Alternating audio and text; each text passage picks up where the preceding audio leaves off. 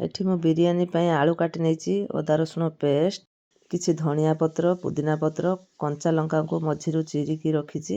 ତାପରେ ପିଆଜ, ଏଠି ସୋରିଷ ତେଲ ଆଉ ଲୁଣ ନେଇନେଲେ। ତାପରେ ଏଠି ସବୁ ଗୁଣ୍ଡ ମସଲା ନେଲେ, ଏକ୍ସଟ୍ରା ନେଇନେବେ ଚିକେନ ମସଲା, ବିରିୟାନୀ ମସଲା, ଗରମ ମସଲା। ତାପରେ ଅଣ୍ଡା ଆମେ ସିଝେଇ ଦେବା ପାଇଁ ରଖିଦେଲେ ଗ୍ୟାସରେ। ଅଣ୍ଡା ସିଝିଗଲା, ତାପରେ ଧୋଇକି ରଖିଥିଲେ ଚିକେନ, ସବୁ ହଳଦୀ, ଲୁଣ, ଚିକେନ ମସଲା, ବିରିୟାନୀ ମସଲା ଆଉ ଗରମ ମସଲା,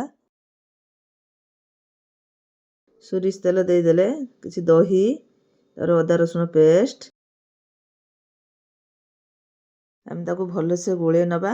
ଗୋଳେଇ ସାରିଲା ପରେ ଅଧଘଣ୍ଟେ ପାଇଁ ଆମେ ତାକୁ ଢାଙ୍କିକି ରଖିଦେବା। କିଛି ଆଳୁ ଦେଇଦେଲେ ତେଲରେ ଭାଜିବା ପାଇଁ। ତାପରେ ଆମେ ତାକୁ ଲୁଣ ହଳଦୀ ଦେଇକି ତାକୁ କିଛି ସମୟ ଭାଜି ନେଲେ। ବାରମ୍ବାର ଲଉଟା ପଟା କରୁଥିବେ, ନହେଲେ ଲାଗିଯିବ। ଦେଖନ୍ତୁ ଆଳୁ କେମିତି ଗୋଲ୍ଡେନ୍ କଲର୍ ହେଇ ଆସିଲାଣି। ତାପରେ ଆମେ ତାକୁ ଗୋଟେ ଜାଗାକୁ କାଢ଼ି ନେଲେ। ଏବେ ମସଲା କଷିବା ପାଇଁ ପ୍ରସ୍ତୁତ କରିନେବା।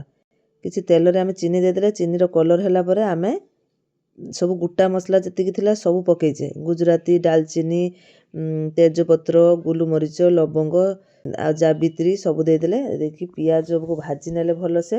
ଭାଜି ନେଲା ପରେ ଆମେ କିଛି ଗୁଣ୍ଡ ମସଲା ଦେଇଦେଲେ, ଲଙ୍କା ଗୁଣ୍ଡ, ହଳଦୀ ଗୁଣ୍ଡ ଆଉ ଯେତିକି ଗୁଣ୍ଡ ଥିଲା ତାକୁ ଦେଇଦେଲେ। ଏଠି ଆମେ କିଛି ଲଙ୍କା ଗୁଣ୍ଡ ଦେଇଦେଲେ।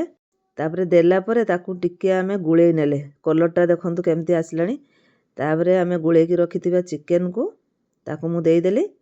ଦେଇକି ଭଲସେ କଷି ନେବା। କଷିବା ପାଇଁ ନିହାତି ଅଧଘଣ୍ଟେ ଲାଗିବ।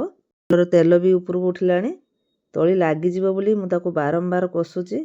ତାକୁ ବାରମ୍ବାର ଖୁସୁଣି ମାରିବେ, ନହେଲେ ଲାଗିଗଲେ ପୋଡ଼ା ପୋଡ଼ା ବାସିବ। ମୁଁ ଏଠି ଚାଉଳ ସିଝେଇବା ପାଇଁ ନେଇନେଲି ଗୋଟେ ବଡ଼ ହଣ୍ଡା। ପାଣିଟା ଫୁଟିଲା ପରେ ମୁଁ ତା ଦେହରେ ଯେତିକି ଖଡ଼ା ମସଲା ଦେଇଦେଲି। ଜିରା ବି ମନେ କରିକି ଦେବେ। ତାପରେ ମୁଁ ଧନିଆ ପତ୍ର ଆଉ ପୁଦିନା ପତ୍ର ଦେଇଦେଲି। କିଛି ଲୁଣଟା ନିହାତି ଦେବେ, କାହିଁକିନା ଲୁଣଟା ନଦେଲେ ନା ସ୍ୱାଦ ଜମା ବିରିୟାନୀରେ ଆସିବନି। ତାପରେ ମୁଁ ଉପରେ ତେଲ ଟିକେ ଦେଇଦେଲି। ଏଠି ଗୋଟେ ଲେମ୍ବୁ ଚୁପୁଡ଼ି ନେବା। ଭଲସେ ଫୁଟିଲା ପରେ ମୁଁ କିଛି ସମୟ 15-20 ମିନିଟ୍ ମୁଁ ଚାଉଳକୁ ଭିଜେଇକି ରଖିଥିଲି। ଯେହେତୁ ମୁଁ ଚାଉଳକୁ ଭିଜେଇକି ରଖିଥିଲି, ସେଥିପାଇଁ ମୁଁ 60ରୁ 70% ପାଇଁ ଭାତ ହେବା ପାଇଁ ଛାଡ଼ିଦେଲି। ଚିକେନ ଏଠି 50% ହେଇ ଆସିଲାଣି। ଆମେ ଆଳୁ ଦେଇଦେବା। ତାକୁ ଏବେ ଭଲସେ ଆମେ ଗୋଳେଇ ନେବା। ଏଠି ଆମେ ଗୋଳେଇ ସାରିଲା ପରେ କିଛି ସମୟ ଢାଙ୍କିକି ଆମେ ଛାଡ଼ିଦେବା।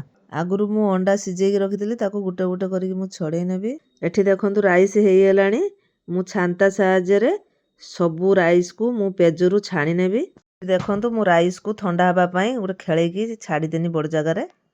ଏଠି ଆମର ଚିକେନ କଷାଟା ହେଇଗଲାଣି। ଏବେ ଆମେ ଏଠି ବିରିୟାନୀ ପାଇଁ ସଜେଇ ନେବା। ଆମେ ଗୋଟେ ବଡ଼ ଜାଗାରେ ତଳେ ଘିଅ କିଛି ଦେଇଦେଲି। ତାପରେ ରାଇସ୍ ଦେଲି। ମୁଁ ଗୋଟେ ଜାଗାରେ ପାଣିରେ ଗୋଳେଇକି ରଖିଥିଲି ଅତର ଆଉ କଲର୍ ମିଶେଇକି ରଖିଥିଲି, ତାକୁ ଦେଇଦେଲି। ତାପରେ ଭଜା ପିଆଜ କିଛି ଦେଇଦେଲି। ଏଠି କିଛି ଧନିଆ ପତ୍ର ଦେଇଦେବା। ତାପରେ କଷିକି ରଖିଥିବା ଚିକେନକୁ ଆମେ ଟିକେ ଅଧିକା କ୍ୱାଣ୍ଟିଟିରେ ତାକୁ ସଜେଇ ନେବା। ଆମେ ପୁଣି ଥରେ ସେ ରାଇସ୍କୁ ତା ଉପରେ ଦେଇକି ସେମ୍ ପ୍ରୋସେସ୍ରେ ଆମେ ସଜେଇ ନେବା। ମୁଁ ଏଠି 2ଟା କଲର୍ ନେଇଛି। ଫାଷ୍ଟ ଦେଲି ୟେଲୋ କଲର୍, ତାପରେ ମୁଁ ସେକେଣ୍ଡରେ ରେଡ୍ କଲର୍ ଟିକେ ଦେଇଦେବି।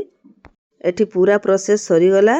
ତାପରେ ଆମେ ସିଝେଇକି ରଖିଥିବା ଅଣ୍ଡାକୁ ଗୋଟେ ଗୋଟେ କରିକି ତା ଉପରେ ଦେଇଦେଲେ। ତାପରେ ଏବେ ଆମେ ଛାଡ଼ିଦେବା, ଦମ୍ ଦେବା ପାଇଁ ଛାଡ଼ିଦେବା। ମୁଁ ଗୋଟେ ଲୁହା ତାୱା ନେଇଛି, ତାକୁ ଗ୍ୟାସ୍ ଉପରେ ରଖିଦେଲି। ଏଠି ଆଞ୍ଚଟା କମ୍ କରିବେ, ମୁଁ କମ୍ କରିଦେଇଛି। ତାପରେ ଆପଣ ବିରିୟାନୀ ହାଣ୍ଡିଟାକୁ ତା ଉପରେ ବସେଇ ଦେବେ। ଏଠି ମୁଁ ଅଧଘଣ୍ଟେ କି 45 ମିନିଟ୍ ଛାଡ଼ିଦେଲି ଦମ୍ ଦେବା ପାଇଁ।